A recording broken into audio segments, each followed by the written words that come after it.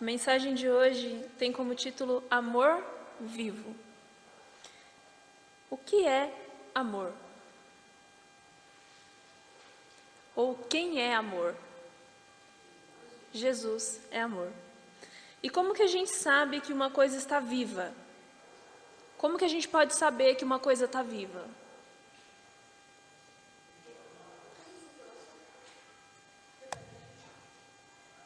Se eu estou em dúvida se alguma coisa está viva, eu vou lá, mexo, ela faz o quê? Ela tem que se mexer, no mínimo. No mínimo tem que se mexer. E às vezes ela está viva, você sabe se ela está viva porque ela fala, porque ela emite algum som, porque ela se mexe, porque ela se move. E quando nós falamos do amor vivo, nós estamos falando de Jesus, que é um amor que age. Não é um amor inerte, um amor parado. É um amor que age. É um amor que se mexe, que se move. E eu pergunto para vocês, alguma vez você já se perguntou qual seria o fato principal que torna a religião cristã diferente das demais? Nós sabemos que existem aí religiões em cada esquina, né? Tem uma. Mas o que torna o cristianismo uma diferente das demais? Vamos abrir nossas Bíblias no livro de Mateus? Mateus capítulo 28. Mateus 28, nós vamos ler o versículo 6 e o versículo 9.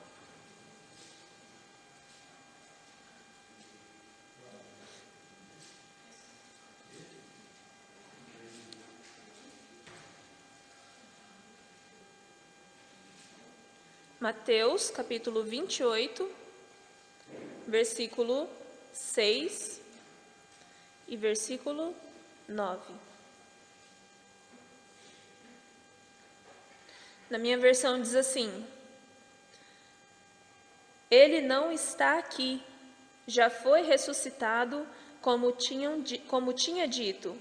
Venham ver o lugar onde ele foi posto.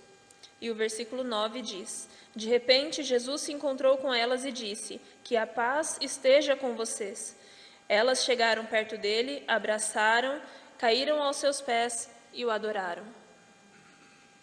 O que torna a nossa crença, a nossa religião cristã diferente das demais? A crença de que Jesus ressuscitou. Existe um artigo, foi publicado na revista Veja, no ano de 2016, que diz que a crença na ressurreição de Cristo foi o que tirou o cristianismo de uma classificação de seita para transformá-lo na maior religião do planeta.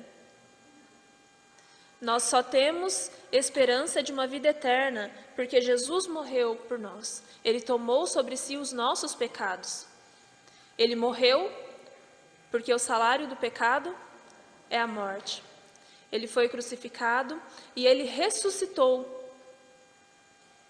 E é porque ele vive que nós temos a esperança de uma vida eterna. É esse o grande diferencial. Porque ele ressuscitou dos mortos, não porque ele morreu. Porque morrer era o fim de todo pecador, mas ele não era pecador. Ele tomou sobre si os nossos pecados. E porque ele venceu a morte, ele ressuscitou, é que nós temos essa esperança. É engraçado como a morte ela nos leva à reflexão, né? No dia de hoje, nós não comemoramos, mas nós recordamos a morte de Jesus. E a morte ela nos faz refletir. Quantas vezes nós já vimos situações de pessoas que perderam um ente querido, filhos que perderam pais, e ali no sofrimento, naquela angústia, fala assim: se eu tivesse mais um pouquinho de tempo, se eu tivesse mais uma oportunidade de falar com ele, de poder expressar para ele o quanto eu amava. E até hoje, milhares de pessoas fazem peregrinações para prestarem culto e adoração na tumba com os restos mortais de Maomé, de Buda. Mas por quê? Porque ali está a esperança. Só que a nossa esperança está num túmulo vazio. A nossa esperança está num Deus que ressuscitou dentre os mortos. A tumba de Cristo está vazia. E é sobre aquela tumba vazia que esteve o fundador da única religião capaz de afirmar: eu sou a ressurreição e a vida. Quem crê em mim, ainda que viva, ainda que morra, viverá. Essa é a nossa maior esperança. Esse amor que vive e que reina. Mas tem um ponto, que esse amor que vive é um amor que perdoa. Jesus ressuscitou dos mortos e Ele perdoou cada um de nós. Ele perdoou cada um de nós pelos pecados que pesaram sobre a cruz dele. Esse amor que vive é um amor que perdoa. Existe um problema que nem todas as pessoas estão aptas a admitir, mas que todas as pessoas têm, que é a dificuldade de lidar com o perdão, seja de perdoar, como de ser perdoado, aceitar esse perdão. Você tem dificuldade de perdoar? Você tem dificuldade de aceitar o perdão? Saiba que essa é a principal causa de morte espiritual. O perdão, ele faz diferença. Ele é capaz de transformar a nossa vida, é capaz de tirar de nós o nosso pecado, ser sacrificado por nós e ressuscitar para nos dar esperança. É assim que o perdão age. E aí eu pergunto para vocês, qual que é a nossa matéria? O que nós somos? Do que nós somos formados? Nós somos formados do pó da terra. Nós podemos ver isso lá em Gênesis capítulo 2, no verso 7, mas a gente já conhece a história. Nós fomos formados do pó da terra. E nós conhecemos a história de que Deus, Ele é o quê? Serralheiro? Não. Deus é oleiro. Deus trabalha com o barro, não com estruturas de ferro. Não que Ele não possa trabalhar com ferro, mas Ele escolheu trabalhar com barro, porque é mais maleável. Onde ali Ele poderia colocar a sua essência, o fôlego que só Deus pode dar. E às vezes a gente endurece o nosso coração, a gente coloca uma armadura sobre nós e fala assim, nesse coração aqui, perdão nenhum atinge. Nesse coração aqui, ó, não, nem adianta vir pedir perdão, porque eu sou ferro. Só que Deus é oleiro, Ele diz que nós somos barro. Então nós precisamos exercitar o perdão entre irmãos, entre famílias, marido e mulher, em igreja. Nós precisamos exercitar esse perdão para que a gente aprenda, para que quando Jesus voltar, Ele não nos encontre com armaduras, mas que Ele encontre o barro que Ele formou.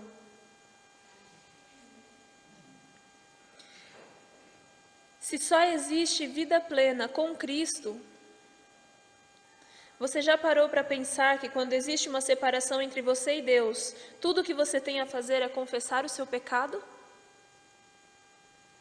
Deus está pronto. Deus deseja verdadeiramente o nosso coração. Deus nos deseja perto dele. Foi para isso que Ele veio.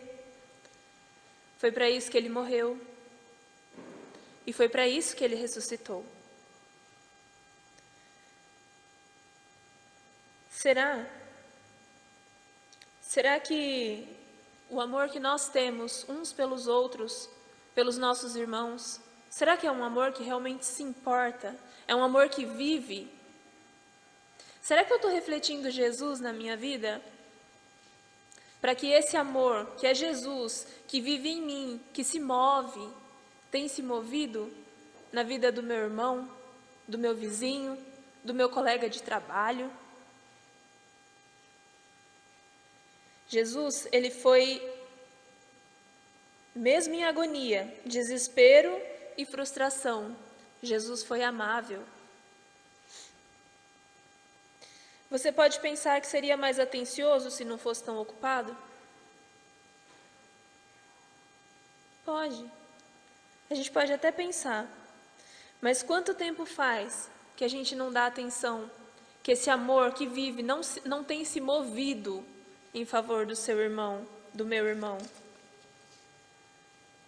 Às vezes, a gente pode pensar que o que falta é tempo, mas na verdade, o que falta é amor.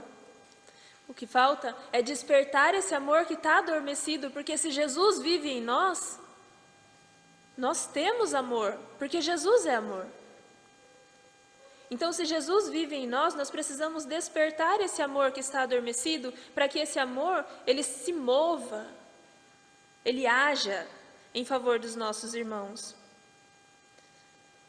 Nós precisamos que esse amor que perdoa, esse amor que ama, ele também seja um amor perseverante. Alguns de nós, a gente é irmão na igreja, mas e lá fora? Quem nós temos sido? Será que nós suportamos uns aos outros em amor, como Jesus disse para nós fazermos? Como a gente tem se comportado? Será que a gente tem a mesma inconstância de Pedro? Senhor, estou pronto para morrer por ti. E naquele mesmo momento, naquela mesma noite, ele nega Jesus. Fala assim, não conheço. Você não era um deles? Não. Mas ele estava pronto para morrer por Cristo. Será que nós temos essa inconstância também? Nós precisamos desse amor perseverante. Nós precisamos permitir que Jesus viva em nós. Que esse amor, que é Jesus, viva em nós e nos mova para que esse amor seja um amor de ação. Jesus, ele vive hoje. E ele vive onde? No céu. Ele ressuscitou não para ocupar um trono no céu, mas ele ressuscitou para ocupar um trono aonde? No meu coração, no seu coração. Jesus, ele ressuscitou para que nós tivéssemos vida. E a maior prova de que Jesus vive é que ele está vivendo em mim e em você. Se você precisar de uma prova que Deus existe, que Jesus vive, que Jesus está vivo, olhe para o seu irmão, olhe para o seu vizinho. Jesus vive nele. Dê a oportunidade de Jesus se revelar para você através das pessoas, porque ele vive em nós, ele se move em nós. Quando você tiver dúvida sobre como fazer alguma coisa, se deve ou não fazer alguma coisa, pergunta para Jesus: Senhor, eu devo? Senhor, eu não devo? O que Jesus faria? Essa é a fórmula que não tem erro.